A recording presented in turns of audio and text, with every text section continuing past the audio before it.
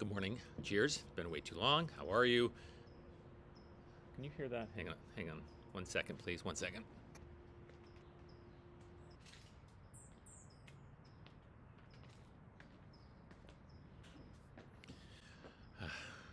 That's better. How you doing?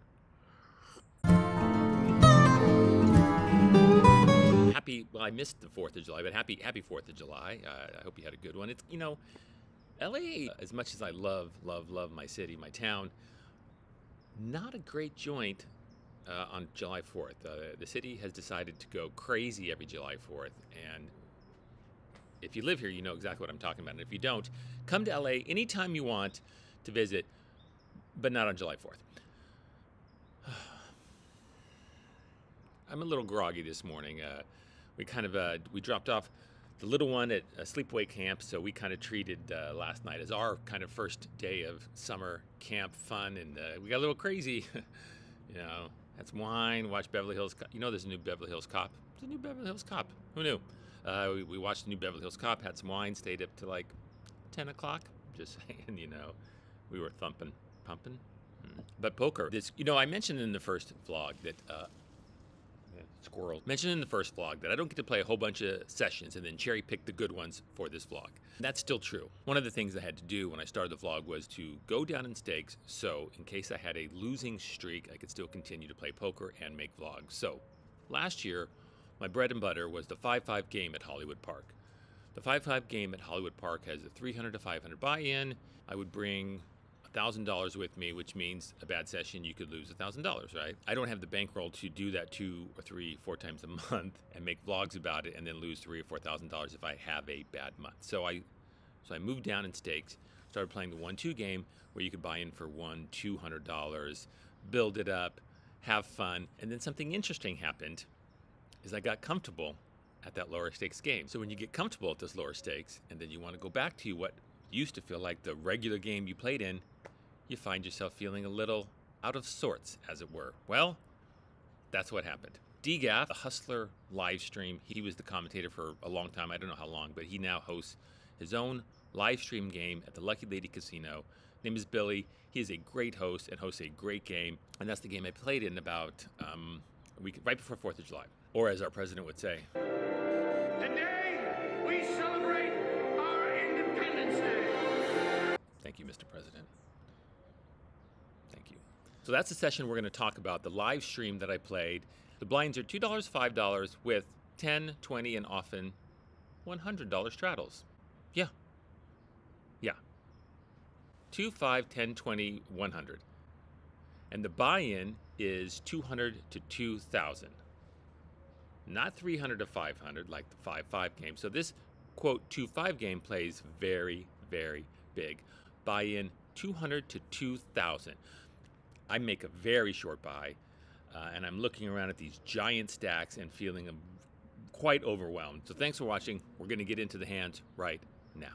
Let's take you viewers to the gold room. Thank you, Hannah Scorsese, and we will join this hand already in progress. As you can see, I have the 4-5 of hearts in the small blind. This is one of the very first hands of the stream. In fact, Billy has just introduced the stream, and he's going to be walking in the door in just a second. So with 4-5 suited in the small blind and a short stack, when a couple people limp to me, I fold, right?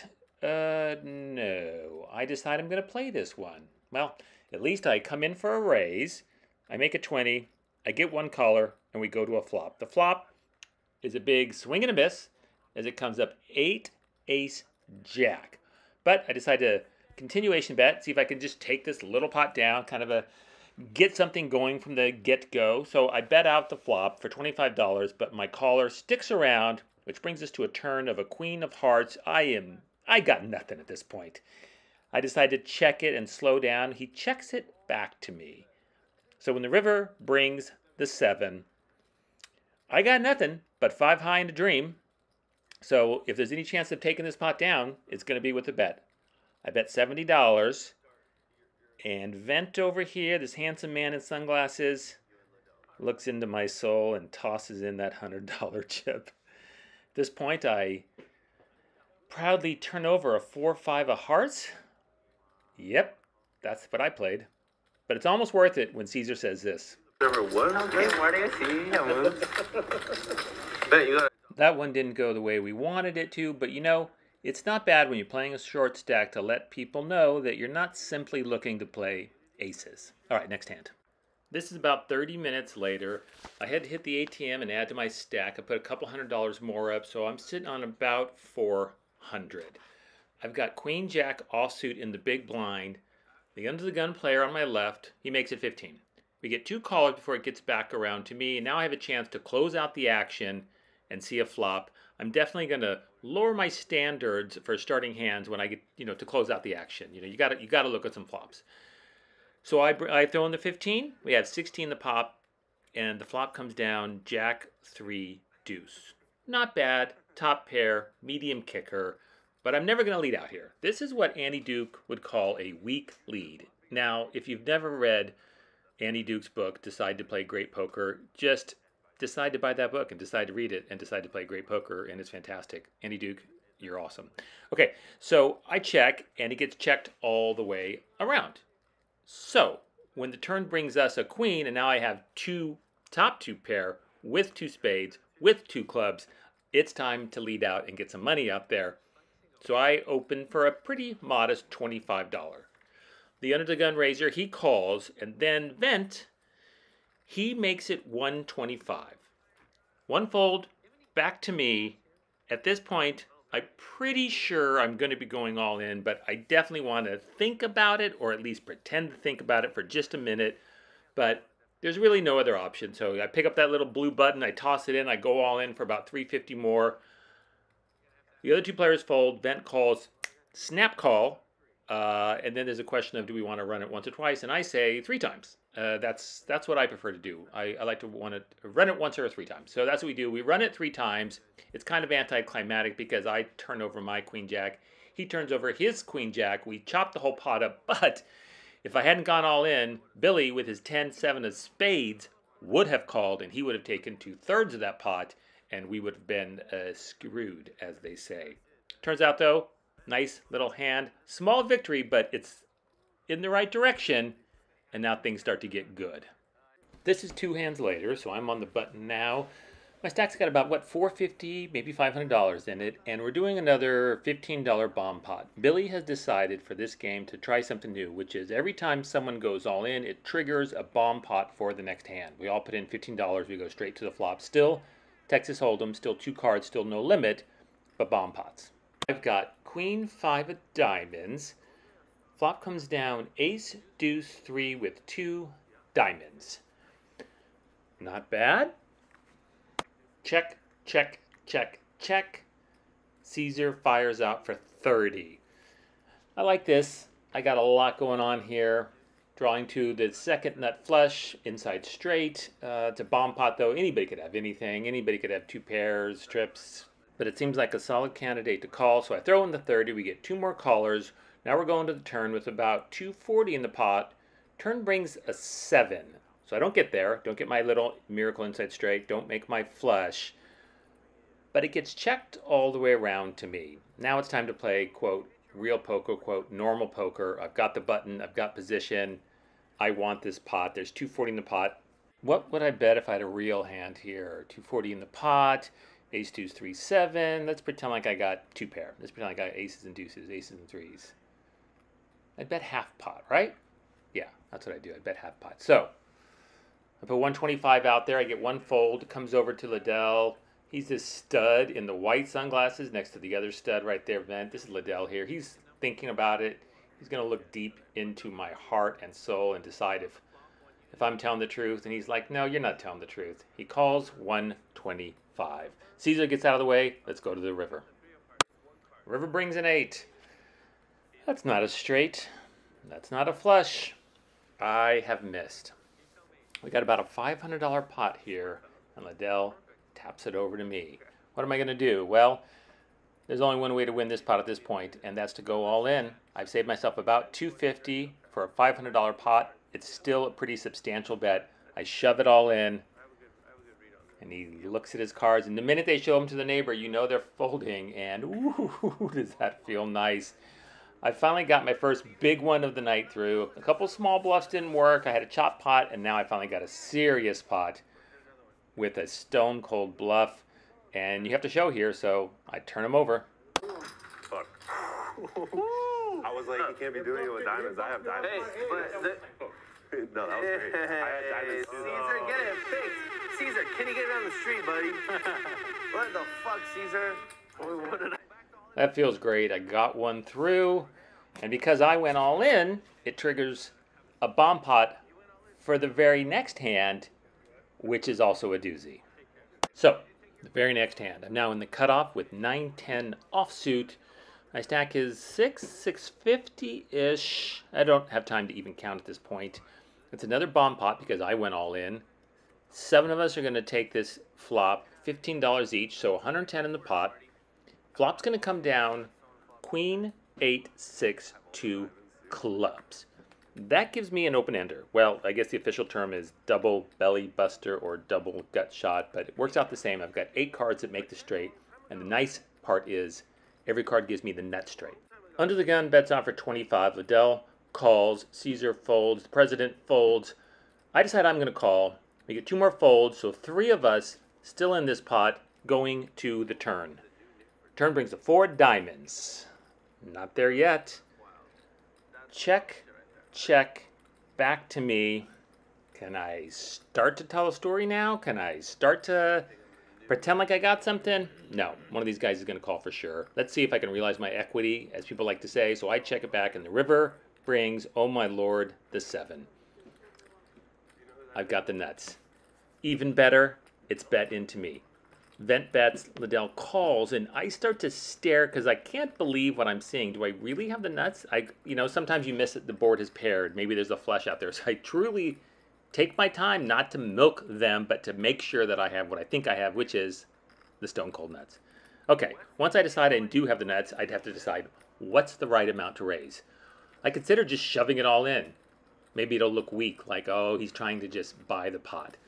But I really want to get value. I don't want to do something stupid. So after really thinking about it, I decide I'm going to go for value. It's 100 and a call. I'm going to make it 300. Maybe give them some room to hang rope, some rope to hang themselves with. So I'm going to shove for 300 here. See if I can get any takers.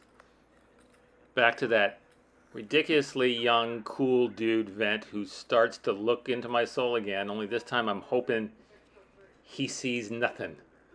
He really thinks about it. He really thinks about it. At this point, Liddell shows his neighbor's cards, which he shouldn't do, because now Vent knows he's not going to call, and it's kind of on him to become the hero. So after much thought and goading from the rest of the table, he decides he's going to call me. Picks up a couple white chips and tosses them in. Now when Liddell doesn't fold right away, I let myself start dreaming a little bit. I'm like, well, maybe he's got something. Maybe he's got 2 pair and he just can't let it go, and I'm going to get paid off in 2 spots. Maybe, think about it. Go ahead, put it in. Grab a couple of those stacks of yellows, shove them in. Maybe just pick up 2 white chips, shove those in. No, I don't think it's going to happen. Hey, let's not get greedy. Fire. 6, 5. 9, 10 o'clock. Oh my god. Queen 5. 9, 10. Folding. I had 8 Oh, he has it. You got it. I thought he said you got it. I know, me too. He did. You slow rolled, right? No, I said I got it. Oh, well, you're allowed to slow roll, so it would have been cooler if you did. I didn't even think of that. I was only thinking of 5. He proclaimed it loudly. Who's got to make fun of? Nope. Never going to slow roll. Not who I am. As the president on my right just said, he proclaimed it loudly. I did. I said, I got it. I turned over my 9-10.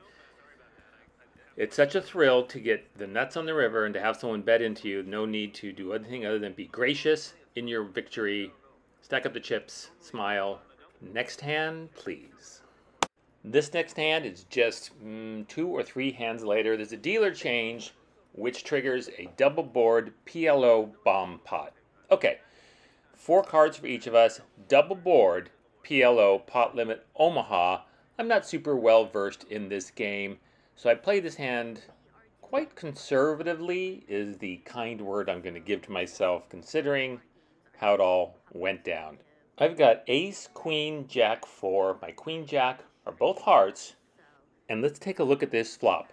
The top board is 7 ace deuce with 2 hearts. The bottom board is king ace 7. I've got top pair on each board, a heart draw on the top board, but I don't even really pause to consider anything. When it's checked to me, I just check it back. I feel like with double board PLO, unless you've got the nuts or both boards locked up, you shouldn't start building a pot. At least that's what I was thinking. I just want a bunch of hands. I don't feel like giving it away in a game I'm not so familiar with. Okay, so the board puts a heart up on top and puts a 4 up on the bottom. Now the president on my right, he quickly bets to me. I think it's $70, and I don't really, again, even think about it. I just call. I don't consider how possibly good my hand is. I think I've still got 1 pair on the bottom and a flush on the top, but it's not the nut flush. So we get another caller, so 3 of us are going to see the river. River puts up a 9 on the top, I believe it is, and then a 4 on the bottom. The president on my right, he checks, and I just check. I don't even really bother to take a look at my hand. I turn it over now, and it turns out I've got a flush on the top. The ace of hearts came on the bottom, giving me almost the nut flush on top. And I said, oh, I've got 2 pair on the bottom. And Brian, the greatest deal in the world, says, no, you got a full house on the bottom, not 2 pair. So the queen high flush on the top board, ace is full on the bottom board. I make the minimum, but I'm happy. Things are going well. I'm winning. Money's getting pushed to me. Fantastic. Next hand. You seen the show? I've called the queen jack before. All right, I'll straddle 100 again. Did you hear that? He said he's going to make it 100. That's right. He's going to casually straddle to 100. This is a little tiny blip of a hand, and for a lot of people, they wouldn't even include it in their vlog. But for me, it's a big hand. Even though it was quick, down and dirty, it's still a big hand for me. Okay, as you can see, I'm in the small blind here. Billy under the gun, he straddles to 100. It folds around to me, and I've got the ace-queen, so what do? Well, folding seems ridiculous. But I tell you what I don't want to do. I don't want to play my entire stack against a dangerous, smart player like Billy. Well, I'm not going to fold. If I just call, I better have a plan. The only reason to call is to set a trap. So I decide I'm going to raise and hopefully just get them both out and steal that $100, which is kind of a risk. So what do? I make it 300. I get a couple quick folds. Thrilled with that result. Happy to steal that straddle from him. Cheers, Billy. Thanks for hosting an amazing game. 2-4? No, I gotta play real cards. Why did you beat? Big flip. Unbelievable. I finally folded and it was wrong. This is the last really big hand that I get involved with, and it's a really big hand. I've got pocket sixes, under the gun, there's a fold to me, and I limp. That's right, I limp. I rarely just open limp, but when I've got a small pocket pair and I'm going to try to set mine, I really want to control the size of the pot pre-flop. So I limp, then the player on my left makes it 25. There are 3 callers, and I now have a chance to call and close out the action. Great. There'll be about 125 in the pot, so it's kind of an easy call, which I make right there. Flop comes down 8, 6, 7 with 2 clubs. Whoa, I have flopped bottom set on an incredibly wet coordinated board. Earlier, I talked about how I rarely am going to lead out into a pot with a weak lead. This is different. This is, you better lead out into this pot because it is so wet and so connected and so coordinated. So that's me grabbing my chips. I decided I'm going to lead out for $100, almost a pot size bet. Got to protect the hand and, get the money in there. So we get 2 folds and 2 calls, taking us to the turn, which is an ace. Love this card. No straight comes up, no flush comes up, and if someone's got an ace 8, ace 7, they've now made 2 pair, and my trips is looking great against a 2 pair type of hand. Gonna keep my foot on, keep my foot on the pedal, keep the gas on, keep the pressure on. I'm gonna bet $200 into this approximately 350, 375 pot.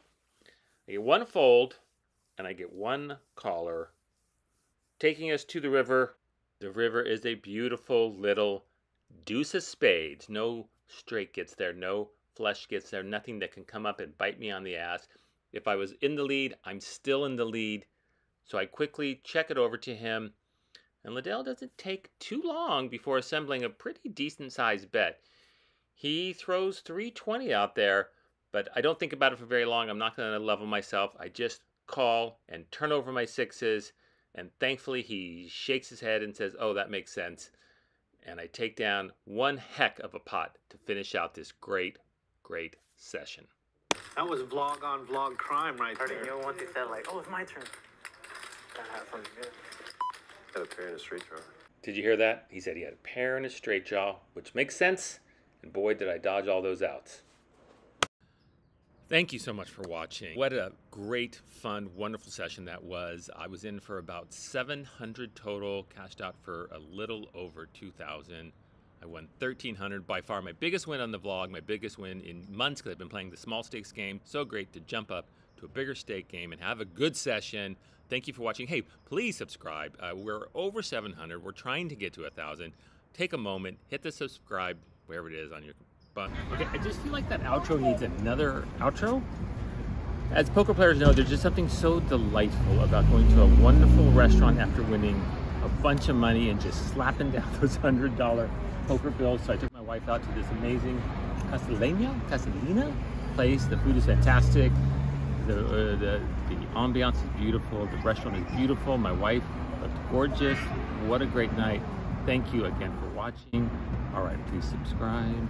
All right, let's go.